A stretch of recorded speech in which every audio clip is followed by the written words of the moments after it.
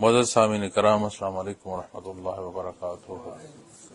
الحمدللہ اللہ کریم نے یہاں آپ کے درمیان حاضر ہونے کی توفیق بخشی۔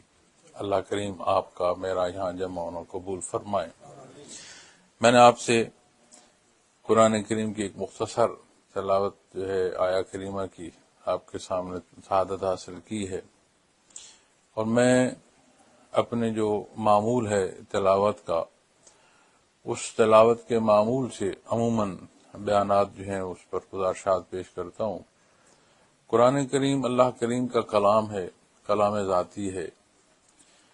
اس کی وسعت، اس کا احاطہ، آپ اگر اس پہلو سے بھی دیکھنا چاہیں کہ آج تک 2.5 لاکھ سے زیادہ تفاسیر تحریر ہو چکی ہیں۔ خود حضرت جی رحمۃ اللہ تعالی علیہ، حضرت قاسم فیضات امیر محمد اکرم اعوان رحمۃ اللہ تعالی علیہ نے 3 دفعہ قرآن کریم کی تفسیر فرمائی۔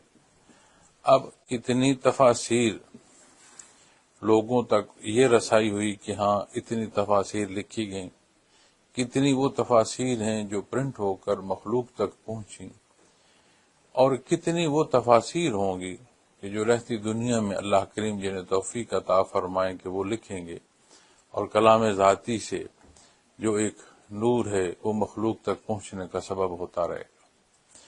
تو قرآن کریم کے الفاظ مبارک ایسے ہیں کہ اسے سلیس ترجمہ کر دیا جائے تو بھی سامعین کے لیے ایک جامع خطاب ہوتا ہے۔ حضرت سلمان فارسی نبی کریم صلی اللہ علیہ وسلم کے بعد آپ جلوہ دنیا سے آپ پردہ فرما گئے تو وہ سفر پر تھے، غالباً شام میں آپ تشریف لے گئے۔ جب لوگوں کو اطلاع ہوئی کہ آپ رضی اللہ تعالیٰ عنہ تشریف لائے ہیں تو جمع غفیر جمع ہو گیا، آپ مسجد میں تھے، اور جب مخلوق جمع ہو گئی اس عقیدت اور احترام میں کہ صحابی رسول تشریف لائے ہیں، اور کیا خوبصورت اور خوشبخت زمانے اور لوگ کہ انہیں صحابی رسول کی زیارت نصیب ہو رہی ہے، اور کیا خوشبختی انہیں جنہیں میت محمد رسول اللہ صلی اللہ علیہ وسلم نصیب ہوئی۔ تو لوگوں نے کہا حضرت کچھ بات سنائیں، تو انہوں نے تلاوت شروع فرما دی۔ تلاوت کرتے گئے، آہستہ آہستہ مجمع کم ہونا شروع ہوا۔ تو انہوں نے فرمایا کہ تم مجھے کہتے ہو کہ کوئی بات سناؤ، اللہ کی بات یا اللہ کی کلام سے بڑھ کر کوئی بات ہو سکتی ہے؟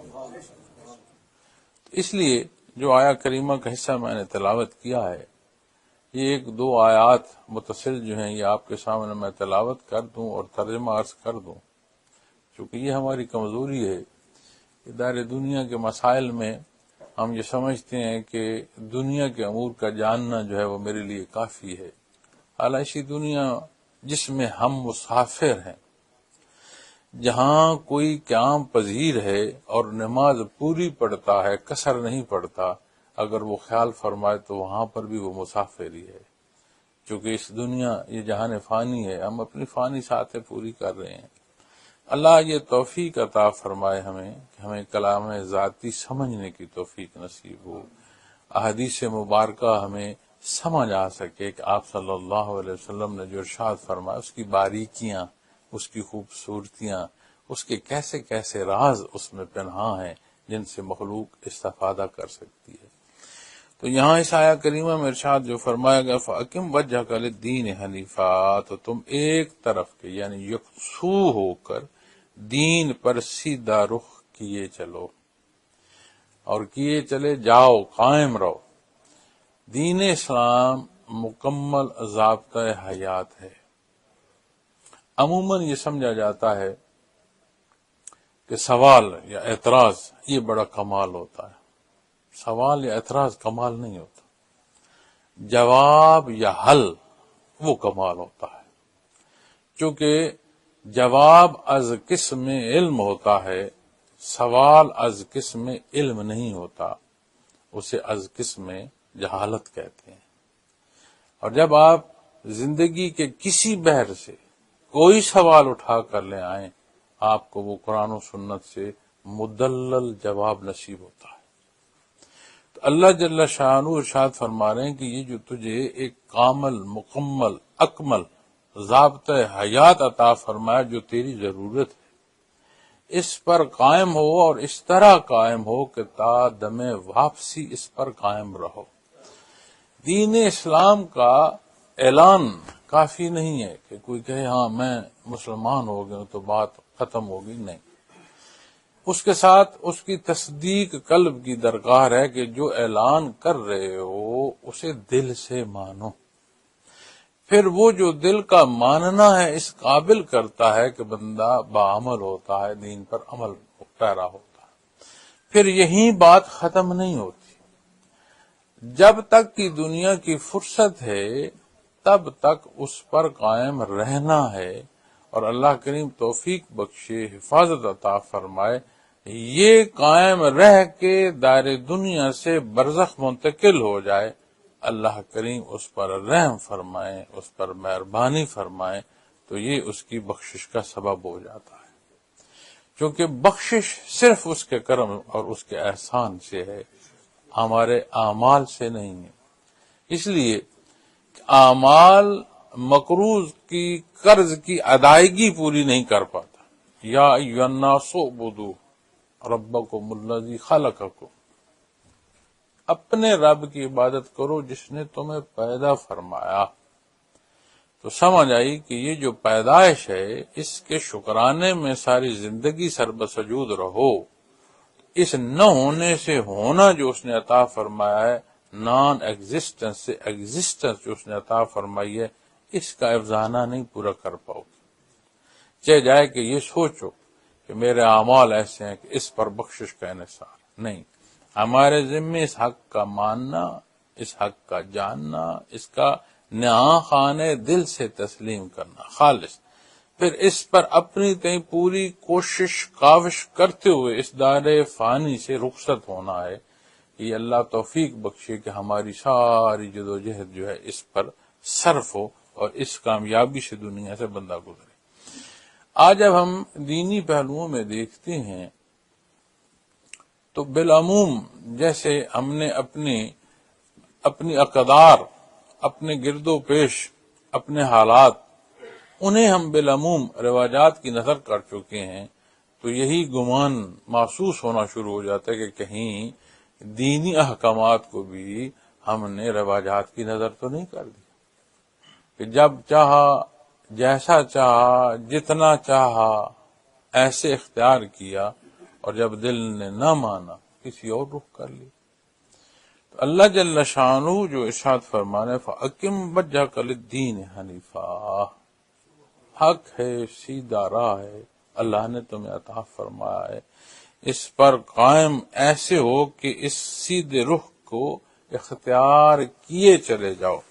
فطرت اللہ التی فطر الناس علیہا، اللہ جل شانہ ارشاد فرماتے ہیں کہ اللہ کی فطرت کو جس پر اس نے لوگوں کو پیدا فرمایا، یعنی یہ جو تم دین اختیار کر رہے ہو، یہ ہر نوزائیدہ کو فطری طور پر یہ طلب اللہ نے عطا فرمائی ہے، اس لیے کہ کوئی شے جس مقصد کے لیے ہوتی ہے اس مقصد کے حصول اس کا ذریعہ اس کے اندر موجود ہوتا ہے تو وہ کسی مقصد کو پورا کر پاتی۔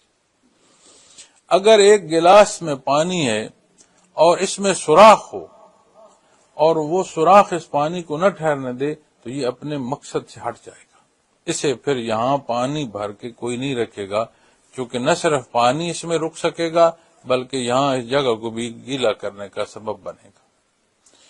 تو جسے اللہ نے اپنی عبادت کو پیدا فرمایا، جسے اس نے پسند فرمایا کہ اس کا حضور رکوع سجود کرے، اس کے نہاں خانے دل میں وہ کیفیت، وہ حال، وہ سوال، ان سوالوں کے جوابات کی طلب، اور وہ طلب جو اسے رکوع سجود تک پہنچائے اس نہاں خانہ میں نہ رکھی ہوگی۔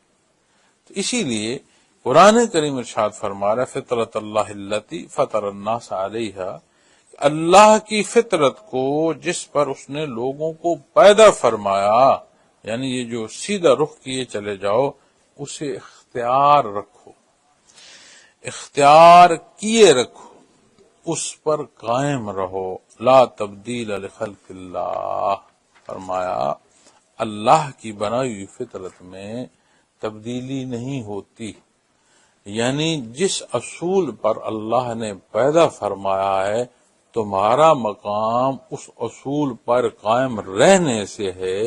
اللہ نے جو فطرت پیدا فرمائی ہے اس کے خلاف جاؤ گے تو ایسا کرنا درست نہیں ہے، یعنی نہ کرنا چاہیے۔ اللہ کریم نے جس فطرت پر پیدا فرمایا ہے اس پر اختیار کرتے ہوئے قائم رہنا، یہ اس آیا کریمہ کے حصے کا ترجمہ اور معنی جو ہے وہ ملتا ہے۔ اور فرمایا ذالک الدین القیم، یہی سیدھا دین ہے جو قرآن کریم ارشاد فرما رہا ہے، جس کی تربیت نبی کریم صلی اللہ علیہ وسلم نے عطا فرمائی ہے، یہی سیدھا دین ہے۔ بعثت محمد رسول اللہ صلی اللہ علیہ وسلم مکہ مکرمہ میں ہوئی۔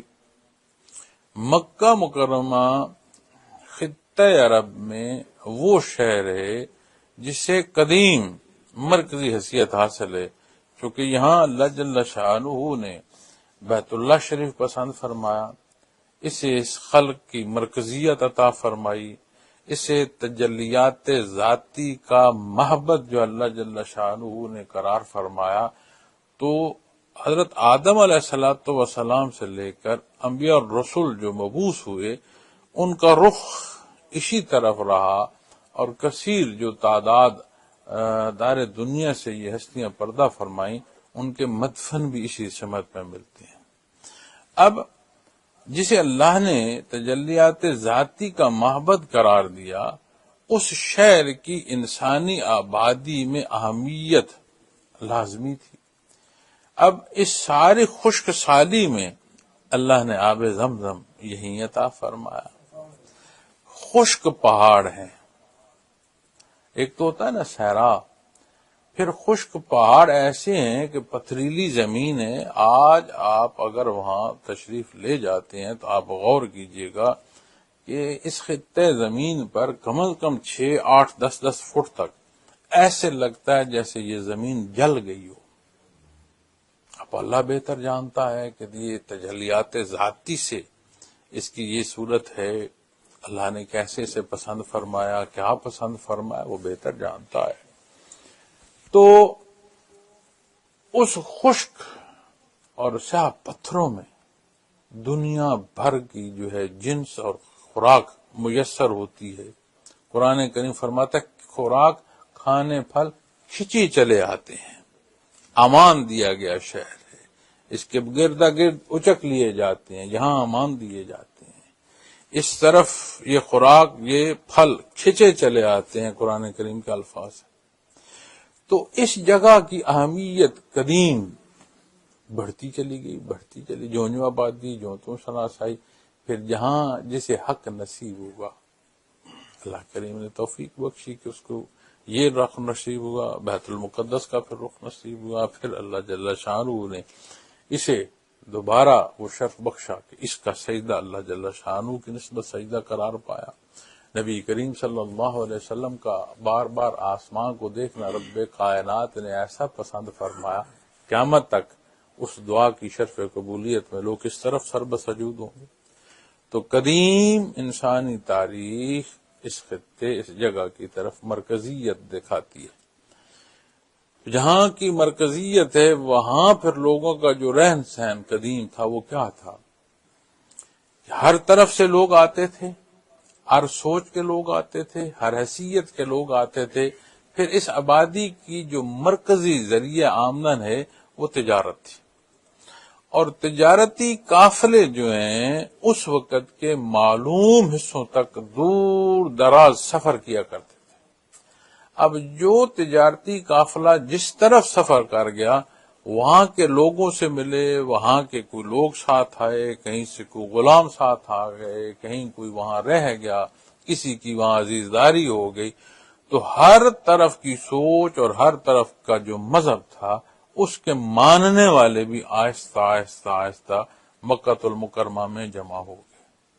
یہی بات تو اہل مشرکین نے آپ صلی اللہ علیہ وسلم سے کی کہ اگر آپ اپنی حکومت چاہیں ہم وہ بنا دیتے ہیں، مال و دولت چاہیں وہ بنا دیتے ہیں، کسی خاندان سے ازدواجی رشتہ چاہیں ہم وہ کر دیتے ہیں، آپ جو کرتے ہیں اسے اختیار کریں، ہمارے جو معبود ہیں انہیں برا نہ کہیں۔ اس سے سمجھ آتی ہے کہ پہلے اتنے مذاہب ایک اور سے، تو ہمارے جو شرک ہے اس کو رد نہ فرمائیں، آپ جو اپنا مذہب اختیار کرتے ہیں اسے کیے رکھیں۔ اس پر یہ 3 پیشکشیں کی، اور آپ صلی اللہ علیہ وسلم نے فرمایا کہ اگر چاند اور سورج میرے ہاتھوں پر لا کر رکھ دو تو بھی حق بیان کیا جائے۔ تو جہاں اتنے ادیان جمع تھے، اللہ جل شانہ نے ارشاد فرمایا کہ یہ جو حصہ نبی کریم صلی اللہ علیہ وسلم کو عطا فرمایا ہے، یہ وہ حصہ ہے کہ اس پر بالعموم بات نہیں ہے، اس کی بات بالخصوص ہے، اسے اختیار کرو، یہی سیدھی راہ ہے اور اس پر قائم رہو۔ اور فرمایا وَلَٰكِنَّ أَكْثَرَ النَّاسِ لَا يَعْلَمُونَ، لیکن اکثر لوگ نہیں جانتے۔ اب میں دیکھتا ہوں ہم خطا کار ہیں، گناہ گار ہیں، ایسے بھی ہیں۔ اللہ جل شانہ نے ایمان عطا فرمایا، ہمیں یہ دعویٰ نصیب ہے کہ آپ صلی اللہ علیہ وسلم کی امتی ہیں، جیسے بھی ہیں، یہ اس کا کرم اور احسان ہے کہ ہمیں یہ دعویٰ نصیب ہے۔ اللہ اس دعوے کا صدق عطا فرمائے۔ اب میں دیکھتا ہوں کہ دین اسلام، قرآن و سنہ، اس کا ماننا، اس ماننے کا اعلان ہمارا کیا ہے، اور اس ماننے اور اس اعلان کے ساتھ ہمارا عمل کیا ہے۔ اور دکھ یہ ہوتا ہے کہ وَلَٰكِنَّ أَكْثَرَ النَّاسِ لَا يَعْلَمُونَ، اس میں نہ شمار ہو جائے کہ وہ جاننا کیسا ہے کہ جو جاننا عمل تک نہیں آتا، وہ جاننا کیسا ہے جو حق پر قائم نہیں کرتا، وہ جاننا کیسا ہے جو کسی کے حق تلفی سے ہمیں نہیں روکتا، وہ جاننا کیسا ہے جو ہمیں حیا کی زندگی نہیں دیتا۔ تو جہاں آپ صلی اللہ علیہ وسلم جلوہ افروز ہیں، کلام ذاتی، لوگ سوال کر رہے ہیں، جواب اللہ جل شانہ عطا فرما رہے ہیں، وہی الہی آ جاتی ہے۔ اور اللہ کریم ارشاد فرمائے وَلَٰكِنَّ أَكْثَرَ النَّاسِ لَا يَعْلَمُونَ، کتنی نزاکت آ گئی کہ کیا کچھ عطا فرمایا جا رہا ہے تو ضد اور عناد کر رہے ہیں۔ اسی پہلو کو معزز سامعین کرام جب ہم اپنی اس حصوں پر دیکھیں گے ہم کیا کر رہے ہیں، ہمارے معاملات کیا ہیں، تو جو ہمارا ماننا ہے اس کی شہادت کیا ہوگی، ہمارے اعمال، یقیناً ہمارے اعمال اس کی شہادت۔ اللہ مجھے اور آپ کو یہ توفیق بخشے کہ ہم اپنی اس شہادت کو جو اعمال کی ہے اسے نگہداشت میں رکھیں، اس کا دھیان رکھیں اور اپنی اصلاح کرتے رہیں۔ منیبین الیہ واتقوا واقیموا الصلاۃ ولا تکونوا من المشرکین، اور فرمایا اسی کی طرف رجوع کیے رہو اور اس سے ڈرتے رہو اور نماز قائم رکھو اور مشرکوں میں سے مت ہونا، یعنی کسی طرح کا شرک نہ کرنا۔ اب یہ جو انابت ہے یہ کیا ہے؟ جہاں ایک نقطہ میں آپ سے عرض کرنا چاہتا ہوں، جس کے لیے میں نے یہ مبارک آیات جو ہیں ان کا انتخاب کیا کہ آپ کے پاس حاضر ہو رہا ہوں تو یہاں سے گزارشات پیش کروں۔ ہم بالعموم یہ کہتے ہیں اللہ معاف فرمانے والا، یقیناً اللہ معاف فرمانے، ہم کہتے ہیں اللہ رحم فرمانے والا، اللہ غفور الرحیم ہے، اس میں کوئی شک ہے؟ اس کہنے کے ساتھ ہم جواز بنا لیتے ہیں اس اقرار اور اظہار کا اپنی کم مائگی کو اسے آنکھ چرانے کے لیے، جو کہ درست نہیں۔ اللہ کریم بے نیاز ہیں، وہ خالق ہیں، ہم مخلوق ہیں اور ہم محتاج ہیں۔ ہر لمحہ ہر لحظہ ہمارا محتاج ہے، اور اللہ جل شانہ رب العالمین ہے، صرف مجھے اور آپ کو نہیں، جہانوں کے پالن ہار ہیں، سب کو عطا فرما رہے ہیں۔ اور جب ہم یہ گمان کرتے ہیں کہ یہ راہ جو اللہ نے ہمیں عطا فرمائی ہے یہ بھی وہ ہمیں زبردستی دے دے، تو یہ جواب ہے اس کا۔ کیونکہ دوسری جگہ قرآن کریم یہ فرماتا ہے کہ اگر اللہ چاہتے تو سارے ایک ہی جماعت ہوتے، اختلاف نہ کرتے۔ آیات ہیں قرآن کریم۔ اگر اللہ کریم مجبور فرما دیتے کہ ہر ایک نے ماننی ہے تو پھر یہ دنیا امتحان کیا ہوتا؟ پھر عظمت، اس افضل الخلق کی عظمت کیا ہوتی؟ پھر انبیاء اور رسول جو رب کائنات نے مبعوث فرمائے، یہ اتنا بڑا انعام پھر کیا اللہ تعالیٰ فرمائے؟ آپ غور فرمائیں۔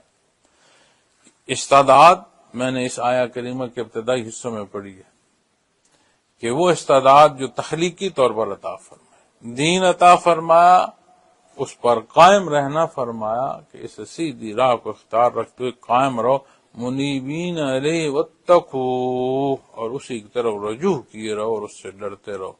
جو رجوع اللہ نہیں کرے گا وہ متقی کے درجے تک پہنچ نہیں پائے گا۔ اللہ نے زبردستی نہیں فرمائی۔ فرشتے جو نوری مخلوق ہے، جن کے ساتھ عوارضات نہیں ہیں، جیسے ہمارے ساتھ بھوک ہے، پیاس ہے، تھکاوٹ ہے، نیند ہے، ان کے ساتھ یہ عوارضات نہیں ہیں۔ اور جہاں جس کو پیدا فرمایا، جب تک کا حکم ہے عین بعین ہی وہ اس پر عمل پیرا ہے، اس میں سستی اور قائلی نہیں آ سکتی۔ لیکن وہ مخلوق مکلف نہیں ہے، اس میں اللہ کریم نے اپنے حبیب مبعوث نہیں فرمائے، اس میں رب کائنات نے محمد رسول اللہ صلی اللہ علیہ وسلم کو، امام الانبیاء کو، خاتم النبیین کو مبعوث نہیں فرمایا۔ یہ جو کلام ذاتی جس پر نازل فرمایا جا رہا ہے، گو کہ اس کلام ذاتی میں ذمہ دار اللہ کریم نے جبرائیل امین کو، جنہیں اللہ نے قوت بھی عطا فرمائی ہے، جو صادق و امین بھی ہے، لیکن جہاں جسے مخاطب فرمایا وہ یہ حضرت انسان ہے، جسے اپنا نائب بیان فرمایا، اور جس کی نیابت کو ایک ایک حصے کی تربیت رب کائنات نے کلام ذاتی سے عطا فرمائی۔ اس ساری عطا، اس وجود، اس اپنے ایک ایک حصے، ایک ایک رشتہ، ایک ایک چاہت، ایک ایک پسند، ایک ایک شے دیکھو کیا کچھ اس نے عطا فرمایا، اور پیدا عبادت کو فرما۔ اس کے بعد پھر فرشتوں کی جماعت آئے کہ جو جانتے ہو سجدہ کر لو، تمہاری بڑی مہربانی ہوگی۔ زمین و آسمان کو اللہ نے ہمارے سجدوں سے بنایا، اس نے تو اپنی قدرت کاملہ سے پیدا فرمایا۔ آخرت میں ہمارے رکوع و سجود معزز سامعین کرام کیا تعمیر کریں گے؟ قرآن فرماتا ہے ہر ایک عمل اس کے لیے ہے، جو اچھا کرے گا اچھا بدلہ پائے گا، جو اچھا نہیں کرے گا اپنے لیے بہت بڑا بار بنا دے گا۔ تو جو نقطہ عرض کرنا چاہتا ہوں، جسے قرآن کریم فرماتا ہے کہ والذین جاہدوا فینا لنہدینہم سبلنا، وہ رب کائنات فرماتا ہے کہ میری طلب میں کوئی جہد کرے تو صحیح، کوئی چاہے تو صحیح کہ میرا اللہ، وہ فرماتا ہے وہ تو راستہ ڈھونڈتا ہے، میں اسے راستے عطا فرماتا ہوں۔ سبیل ڈھونڈتا ہے، میں اسے سبیلیں عطا فرماتا ہوں۔ تو یہ جو انابت ہے، یہ وہ بنیاد ہے۔ اللہ کریم ہمیں یہ توفیق بخشے کہ یہ نزاکت سمجھ آئے۔ اور فرمایا واتقوا، تقوی کیا ہے؟ ایک ایسا تعلق، ایک ایسی کیفیت، ایک ایسا حال جسے قرآن کریم کے الفاظ تو بیان فرما سکتے ہیں، کوئی دوسری زبان ایسی نہیں ہے جو اس کا ترجمہ کر پائے۔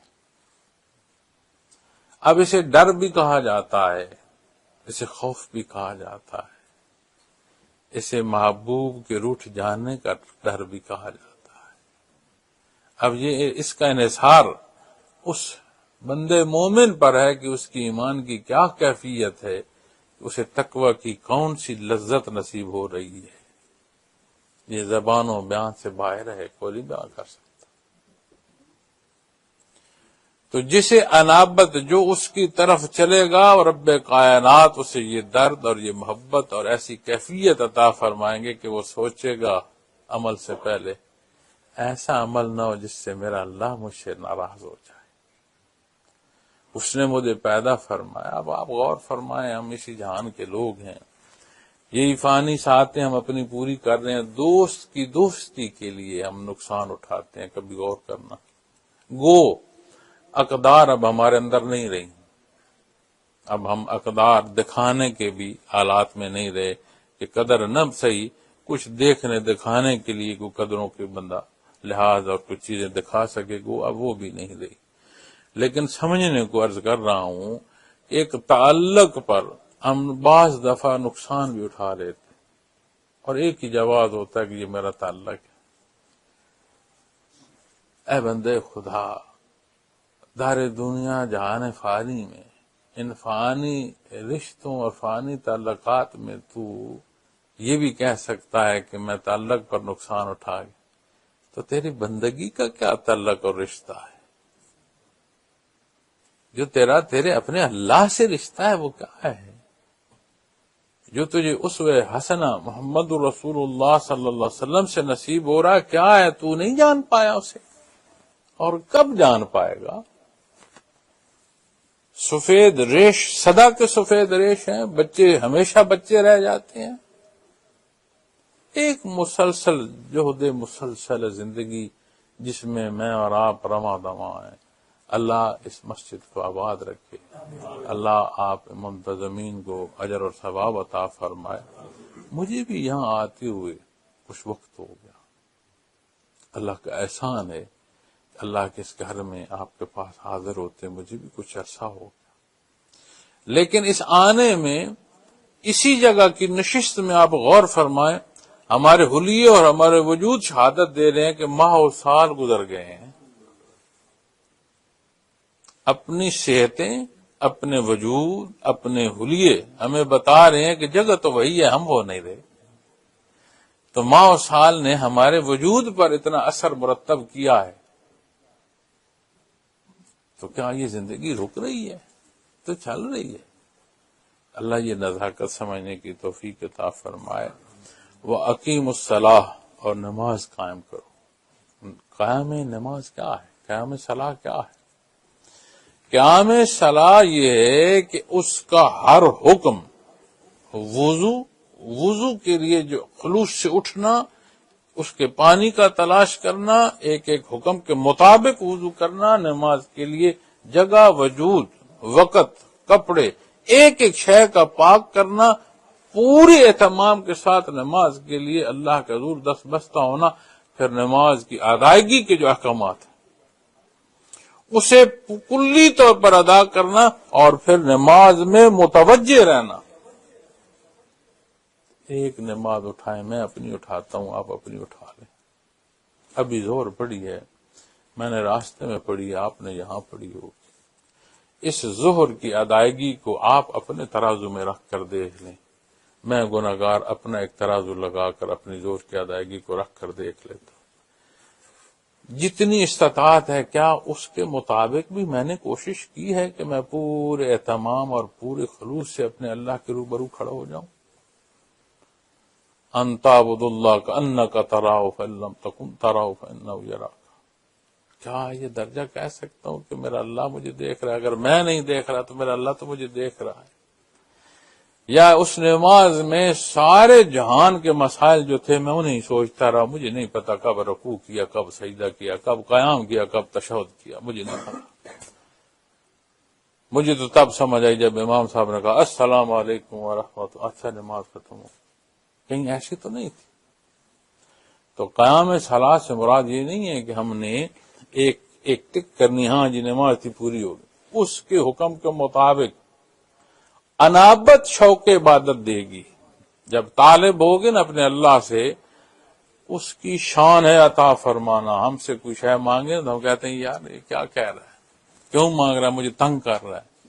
وہ ایسا غفور الرحیم ہے، اس سے کوئی مانگے تو اس کے مانگنے پر نہ صرف ضرورت پوری فرماتا ہے، اس سے راضی ہوتا ہے، اجر ثواب بھی دیتا ہے. اس کا ایسا خزانہ ہے کہ جسے لوٹنا وہاں ہے وہ اور لٹانے کو پسند فرماتا ہے. کوئی جائے تو صحیح، حاصل تو کرے، چاہے تو صحیح. جو انکار کر رہے ہیں ان کی سانسوں کو اس نے نہیں روکا، اس کی خوراک اس نے بند نہیں فرمائی. لیکن جو اصول ہے، جب اختتام آئے گا زندگی کا تو اعمال کی کتاب بند ہو جائے گی، پھر بات حساب کتاب کی۔ تو اس لیے عرض کروں گا، اپنی نماز کی ادائیگی پورے خلوص سے اور متوجہ ہو کر آپ غور کیجئے گا کہ کتنی بار قرآن کریم نے نماز کا فرمایا ہے۔ اتنی بار کا فرمانا ہمیں نہیں سمجھا رہا کہ یہ ہمارے لیے کتنا عام فریضہ ہے۔ وَلَا تَكُونُوا مِنَ الْمُشْرِكِينَ، اور مشرکوں میں سے مت ہونا، شرک ظلم عظیم ہے۔ فرمایا یعنی کسی طرح کا شرک مت کرنا۔ اب اس ساری بات کو لیتے آئیں، کیفیت کو لیتے آئیں، نماز تک آئیں۔ اس انداز کو اختیار کرو گے تو شرک سے محفوظ ہو جاؤ گے۔ ایک شرک جاری ہے، ایک شرک خفی ہے۔ جاری لوگ پتھروں کو سجدہ کر رہے ہیں، خفی پتہ ہے کیا ہوتا ہے؟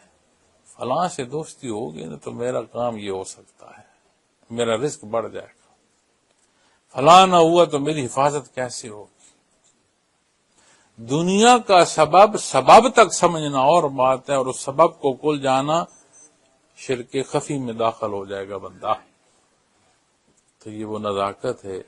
آپ غور فرمائیں کہ اس ساری پہلی کیفیت پر عبادت کے پہلوؤں میں اللہ نے نماز کو ارشاد فرمایا، پھر اگلے حصے میں فرمایا اور خیال رکھنا شرک نہ، یعنی وہ جو پہلی کیفیت ہے، انابت کرو وہ پہلی کیفیت، اور یہ بات کے نتائج اللہ جل شانہ تمہیں کام صلاح سے عطا فرما دیں گے۔ اللہ کریم دین کی سمجھ، اس پر عمل اور مخلوق تک پہنچانے کی استعداد عطا فرمائے۔ بندہ گنہگار دعا گو ہے کہ اللہ کریم میرا اور آپ کا بیٹھنا قبول فرمائے۔ قرآن کریم ہے، اس کے خوبصورت موضوعات ہیں۔ اگر میں اگلی آیت پڑھوں تو آج ہمارے حالات کو ایسا کھول کر رکھ دے کہ ہم سوچیں کہ ہم کیا کر رہے ہیں۔ قرآن کریم کی تلاوت کو اپنے معمولات میں ایسا وقت دیں کہ جس میں ترجمہ بھی ہو، آپ سمجھیں کہ اللہ کریم کیا فرما رہا ہے۔ اور میرا یہاں حاضر ہونے کا مقصد، انگلینڈ میں سالانہ آتا ہوں، کچھ وقت یہاں نصیب ہوتا ہے، یہی گزارشات دین کی عرض کرتا ہوں۔ سلسلہ نقشبندیہ ویسیہ کے پلیٹ فارم سے لوگوں کو تصوف سے متعلق گزارشات پیش کرتا ہوں۔